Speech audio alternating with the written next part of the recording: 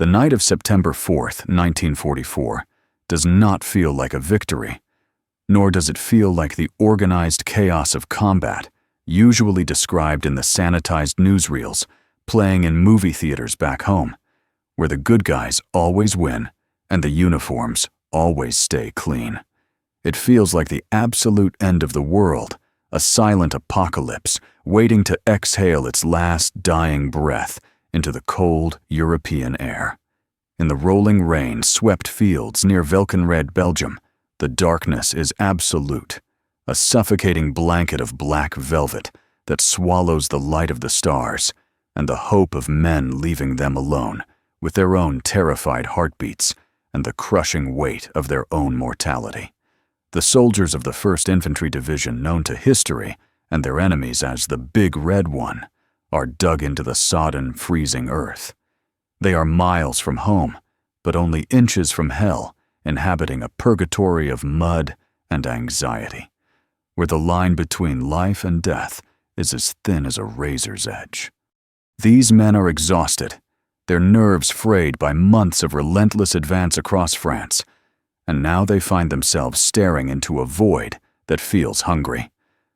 Among them is Private First Class Gino Merli, a young man from Scranton, Pennsylvania, whose name will soon be carved into the bedrock of military legend, not because he is a giant of a physical specimen or a born killer, but because he possesses a will of iron forged in the fires of the Great Depression. He is a machine gunner, a role that carries a life expectancy measured in seconds once the shooting starts, because on the modern battlefield, the machine gun is the primary target of every sniper mortar team and tank commander in the opposing army. To be a gunner is to paint a bullseye on your own chest and dare the devil to take his best shot, knowing full well that the devil rarely misses. Tonight the air is thick with the metallic taste of ozone and the rotting scent of wet leaves and unburied dead, foretelling a storm that has nothing to do with the weather. It is a primal sensory warning that raises the hair on the back of the neck, a biological alarm screaming that a predator is near. The German army, though battered and retreating across the European continent, bleeding from 1,000 cuts, is far from broken. Like a wounded animal cornered in its den, the Wehrmacht is most dangerous when it has nothing left to lose but its pride and its homeland. They are gathering in the gloom, massing their infantry for a counterattack designed to sever the American lines and bleed the 1st Division dry to punish the invaders for stepping foot on the border of the fatherland. Merli sits behind the grand weapon that defines his existence in this war. He is the underdog in a fight that mathematics and logistics say he cannot win. The intelligence reports passed down from command are terrifyingly vague, speaking of enemy movements and mechanized infantry concentrations, but the reality is far worse and far more visceral. Facing Merli's small section of the line is a force of German infantry numbering in the hundreds, perhaps more comprising hardened veterans who have survived the meat grinder of the Eastern Front and the chaotic retreat across France. These are men who have forgotten how to show mercy, men who have seen the worst of humanity and decided to embrace it. These enemies view the American lines not as an impenetrable barrier, but as a temporary inconvenience, a rotting fence to be kicked down with a jackboot. To them, the American soldier is soft, overly reliant on artillery barrages, and air power lacking the stomach for close quarters, brutality, and the discipline for sustained suffering. They believe that if you can get close enough to an American to look him in the eye, he will break and run back to his trucks, abandoning his post to save his skin. They look at the position held by Merli and his squad, and they do not see a fortress. They see a speed bump on their way to Antwerp, a minor obstacle to be crushed under the tracks of their ambition. They see fresh meat to be harvested. The abyss is staring back at Gino Merli tonight, and it has the cold, unblinking eyes of 1,000 enemy soldiers waiting for the signal to charge. He can hear them moving out there in the void, the snap of twigs, the scuff of jackboots on stone, the hushed whispers of commands being passed down the line in a language that sounds like grinding stones. It is a psychological weight that crushes the spirit long before the first bullet is fired, creating a tension that tightens the chest and makes it hard to draw breath. It is the waiting that breaks men, the agonizing stretch of time where the imagination runs wild, conjuring images of one's own demise. Most men would pray for dawn to banish the shadows, but Merle knows that dawn is a lifetime away, and that he might not live to see the sun rise again to warm his freezing hands. The fear is a physical thing, a cold parasite coiling in the gut, sending tremors through the hands. But Merle pushes it down, burying it beneath layers of training and discipline and a stubborn refusal to let his friends down. He forces his breathing to slow, turning his panic into focus. He is not alone, but he is isolated in the most profound sense. His assistant gunner is beside him, and the rest of the squad is scattered in foxholes along the perimeter. But when the tracer fire starts, every man is an island, fighting his own private war against his own private demons. The darkness strips away the comfort of numbers, making the world shrink down to the size of a foxhole. Merle checks his sector of fire, scanning the invisible horizon with eyes that are straining to pierce the gloom until they ache. He knows that his position is the linchpin of the defense. If the Germans break through here, they roll up the flank of the entire company, exposing the soft underbelly of the battalion to slaughter. He is the cork in the bottle, the singular point of failure or success. The responsibility is heavy enough to break a man's spine, but Merle does not buckle. He is waiting. He is watching. He is preparing to step into the abyss, and he knows that the only way out is through the muzzle of his gun. The silence stretches tight like a piano wire, pulled to the breaking point, humming with lethal tension until the very air seems to vibrate with the anticipation of violence.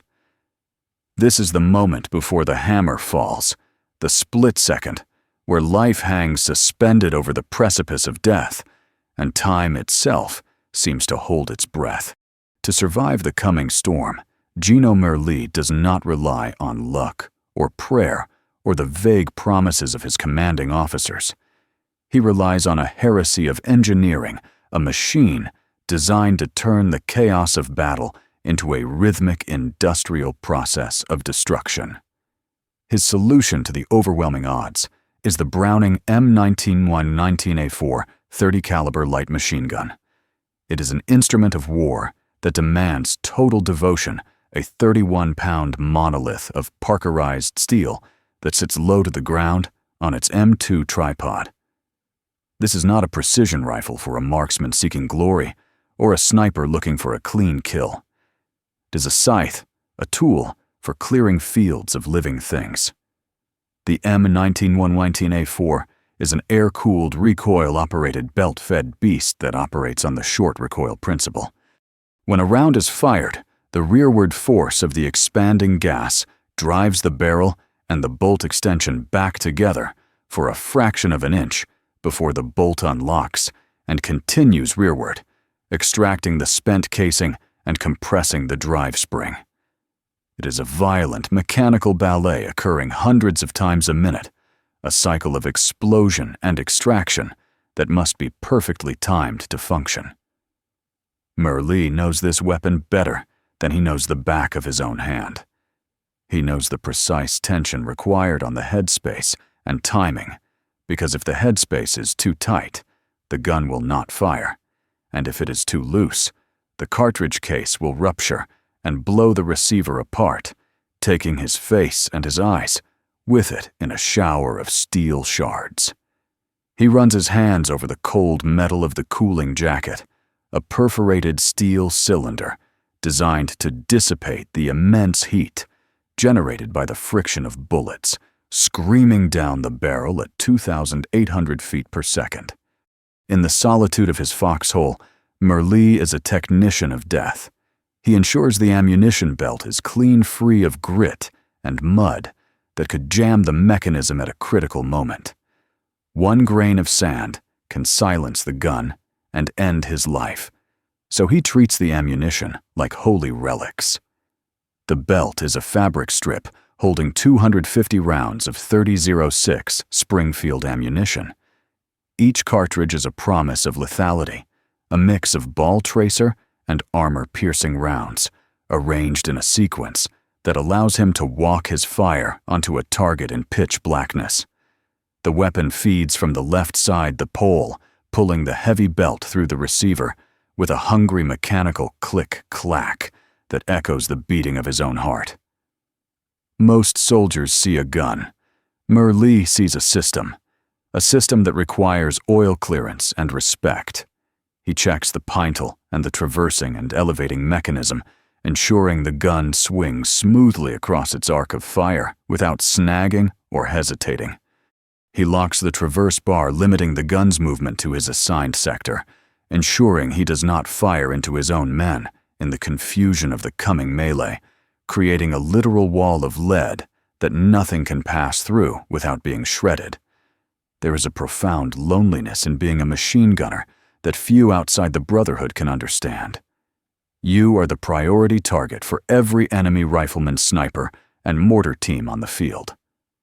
The muzzle flash of the .30 caliber is a beacon announcing your position to the world, screaming, "Here I am. Come and get me." Merle knows that once he opens the trigger group and sends that first burst downrange, he will be the most hated man in Belgium. But this is his heresy against the instinct of self-preservation. He accepts that he is already dead. He accepts that the only way to protect the men behind him is to become a lightning rod for the enemy's hate, drawing their fire so that others might live. He positions the gun, perfectly digging the tripod legs deep into the Belgian soil, piling sandbags to absorb the recoil and the incoming fire, creating a nest that is half fortress, half tomb. He creates a kill zone, a geometric cone of death, where the trajectories of his bullets will intersect with the bodies of the attackers. He strips the weapon of anything unnecessary, checking the latch on the top cover, ensuring the feed tray is clear. He is essentially merging his biology with the metallurgy of the gun, becoming a cyborg of flesh and iron, waiting to be activated. The .30 caliber ammunition is heavy, and the brass casings are cold to the touch, feeling like frozen coins. Merle stacks the boxes of ammunition within easy reach, creating a fortress of lead and explosive potential. He knows that the cyclic rate of the Browning is between 400 and 600 rounds per minute. It is a slow, chugging rhythm compared to the German MG42, which rips like tearing canvas with a terrifying buzzing sound. But the Browning's slower rate of fire allows for sustained suppression and prevents the barrel from melting during prolonged engagements. It is a distinctively American rhythm, a steady thump, thump, thump, that speaks of stubbornness and reliability. Merle trusts this rhythm more than he trusts his own pulse. He trusts the heavy bolt slamming home. He trusts the sear releasing the firing pin. He has prepared this position with the meticulous care of a grave digger preparing a plot. He has cleared the brush in front of his position to remove cover for the enemy, while leaving enough to camouflage his muzzle flash. Every detail matters. Every inch of ground is calculated. In the darkness, he runs the charging handle back and releases it, chambering the first round. The weapon is live. The heresy is complete. He has turned a hole in the ground into an altar of sacrifice, and he is the high priest waiting for the congregation to arrive. The silence breaks not with a whisper, but with a roar that shatters the night. The first crack of a rifle is not a warning, but a starter pistol for Armageddon. It is instantly drowned out by the roar of mortar shells detonating against the Belgian earth, sending geysers of mud and shrapnel into the night sky. The ground shakes with the fury of a man-made earthquake, and through the smoke and the fire, the enemy comes. They do not come tentatively or with caution. They surge forward in a gray wave, screaming guttural war cries that curdle the blood voices filled with the rage of a dying empire. They are silhouettes against the flares, shadows with teeth. Merle does not hesitate. He squeezes the butterfly trigger, and the Browning .30 caliber roars to life. The gun bucks against his shoulder, a rhythmic hammering that vibrates through his entire skeleton, rattling his teeth and blurring his vision. Bright orange tracers tear into the darkness, stitching a line of fire across the field like a fiery whip. He can see them now. Shapes moving in the strobe light of the explosions, running, crouching, firing. He traverses the gun left and right, sweeping the kill zone like a hose, washing dirt from a sidewalk. But the dirt is men, and the water is lead. The noise is deafening, a cacophony of screams, explosions, and the relentless chug, chug, chug of his weapon, drowning out all rational thought, replacing it with pure instinct. The barrel of the gun begins to glow, a dull, angry red in the darkness, visible even through the cooling jacket. The heat radiating from the metal is intense, searing his face and drying his eyes, but he cannot blink. He feeds belt after belt into the receiver, the assistant gunner, working frantically beside him to keep the beast-fed his hands moving in a blur. The smell of cordite is overpowering, a sharp, acrid stench that coats the back of the throat and stings the nostrils, mixed with the copper smell of blood and the burning smell of propellant. Merle is firing in short, controlled bursts, 6 to 9 rounds at a time, preserving accuracy and ammunition. But the targets are endless. For every German soldier he cuts down, 2 more seem to take his place, stepping over the bodies of their fallen comrades without hesitation. They are throwing everything they have at his position.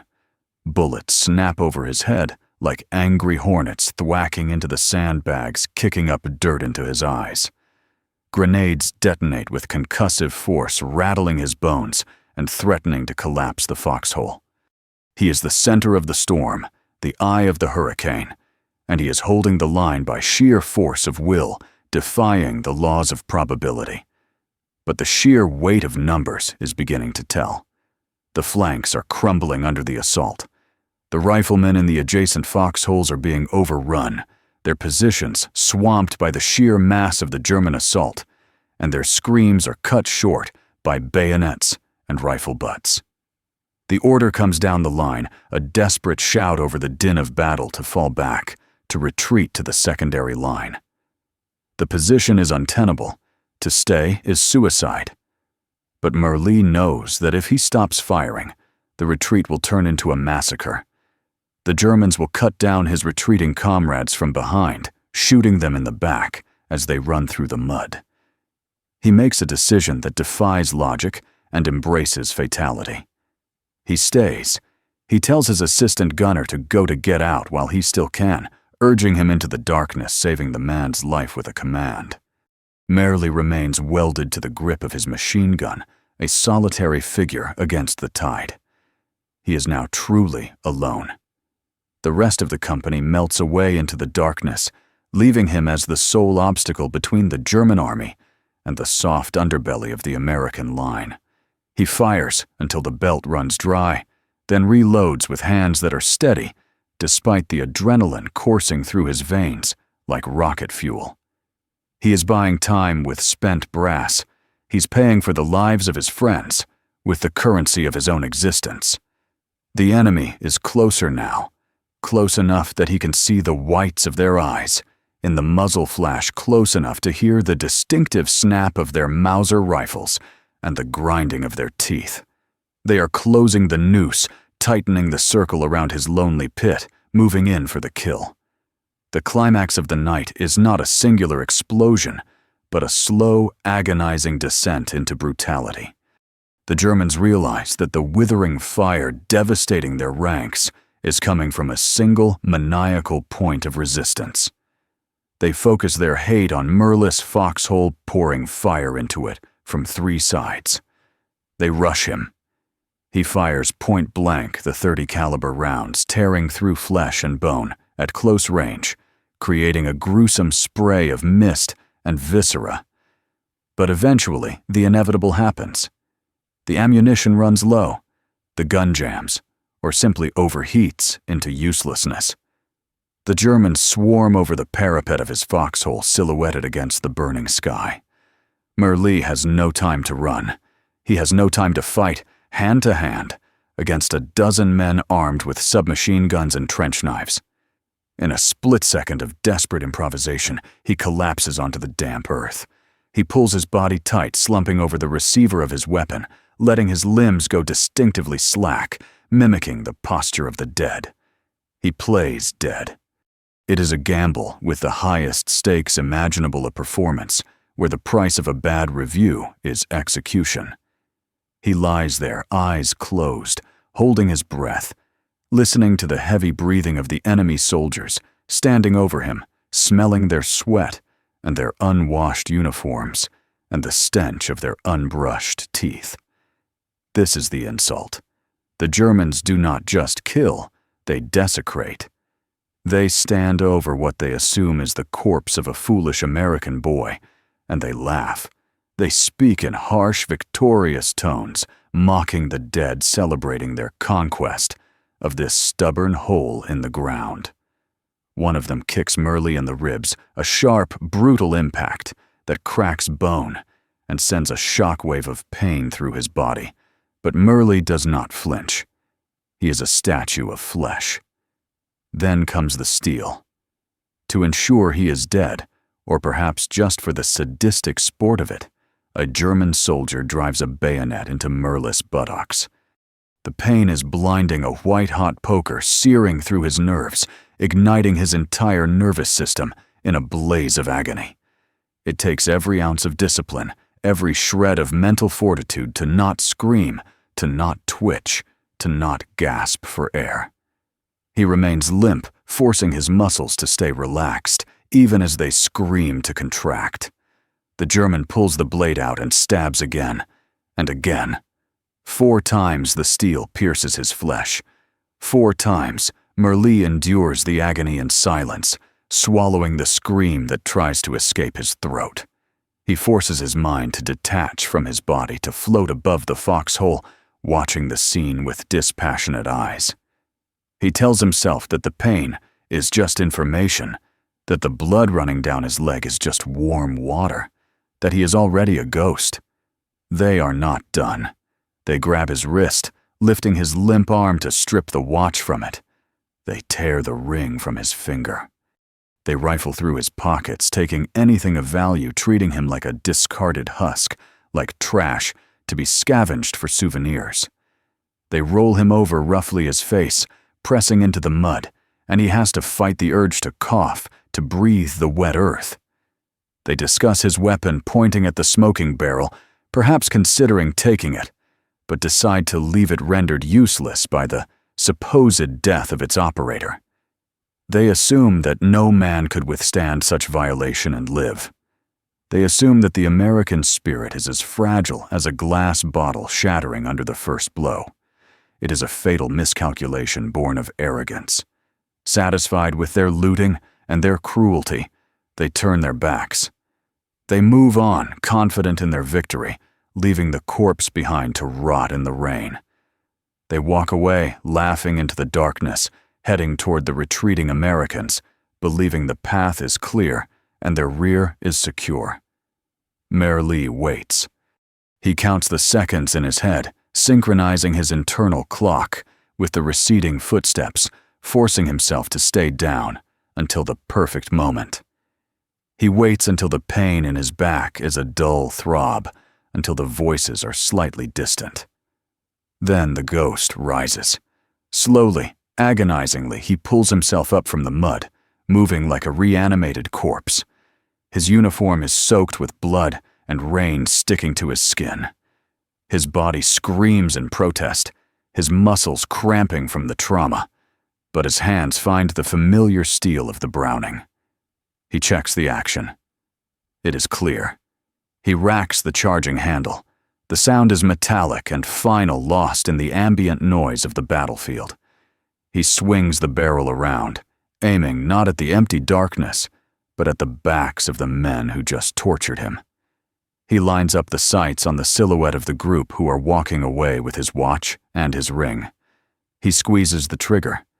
The gun does not jam. The gun does not fail. It barks a stream of vengeance into the night. The Germans who were laughing seconds ago are cut down from behind, shredded by the very man they thought they had butchered. They fall in a heap of confusion and terror, never understanding that the dead man has come back to claim them. But the night is not over. The Germans are numerous, and they are relentless. Hearing the gun open up again, they realize their mistake with horror. They turn back, screaming orders, rushing the foxhole for a second time, desperate to silence the phantom. Merli fires until they are on top of him, and then once again he collapses. He plays the corpse again. It is a macabre cycle of resurrection and death, a theater of the absurd, played out in blood. They overrun his position again, kicking him, checking him, but in the chaos and the darkness they cannot be sure. They are spooked, now, terrified of this unkillable demon. They move on again. And again Merli rises. He becomes a phantom, a legend of the battlefield that cannot be killed. He is bleeding out. He is exhausted beyond the capacity of human language to describe, feeling his life force draining into the mud. But he keeps fighting. He fights not for glory, not for the flag, but for the simple, cold logic that as long as he pulls the trigger, the enemy cannot pass. He engages them all night long, a one-man army holding back the tide. He turns his foxhole into a slaughterhouse, baiting them and playing dead, and then rising to reap the harvest, time and time again. When the gray light of dawn finally begins to bleed into the sky, filtering through the smoke and the mist, a relief column from the 1st Division counterattacks, pushing the Germans back. The American soldiers move cautiously through the devastation, checking the foxholes, expecting to find only corpses and defeat. They approach Merli's position, expecting the worst, fearing what they will find. What they find defies belief. The ground in front of the machine gun is carpeted with bodies. German dead are stacked like cordwood, twisted in the unnatural poses of violent death, forming a grim barricade. There are 52 bodies directly in front of his gun. 52 men who tried to cross the abyss and failed. And there, in the center of the carnage, slumped over the receiver of his cooling weapon, is Gino Merli. He is pale, his uniform caked in dried blood and wet mud, his eyes hollowed out by the horrors of the night. But he is alive. He's dragged from the hole, his body riddled with bayonet wounds, his spirit battered but unbroken. The medics look at him with awe, unable to comprehend how a man with so many holes in him is still breathing. The aftermath is quiet. The adrenaline fades, leaving only the dull ache of the wounds and the hollow silence of survival. Merli is evacuated his war over for now. He leaves behind the fields of Velkenret, but he carries the ghosts of that night with him, forever etched into his psyche. He does not brag about what he did. He does not seek the spotlight or the adulation of the press. He returns to Pennsylvania, a quiet man, a humble man who works for the Veterans Administration, serving those who also stared into the abyss and blinked. He receives the Medal of Honor, the nation's highest award for valor, standing on the White House lawn, while the president speaks of his courage and the cameras flash. But the medal is just a piece of metal and a ribbon. It cannot replace the blood lost or erase the memory of the steel entering his flesh or the laughter of the men he killed. Gino Merli lives the rest of his life with the knowledge of what he is capable of. He knows that deep down inside the quiet exterior of a church-going man, there lives a warrior capable of impossible violence. He is the ghost of Welkenret, the man who died 4 times in one night, and lived to tell the tale. He proved that night that you can poke a man with bayonets, you can steal his watch, you can leave him for dead, but you cannot kill the spirit of the big red one. You can only make it angry. And an angry American with a .30 caliber machine gun is the most dangerous thing on God's green earth.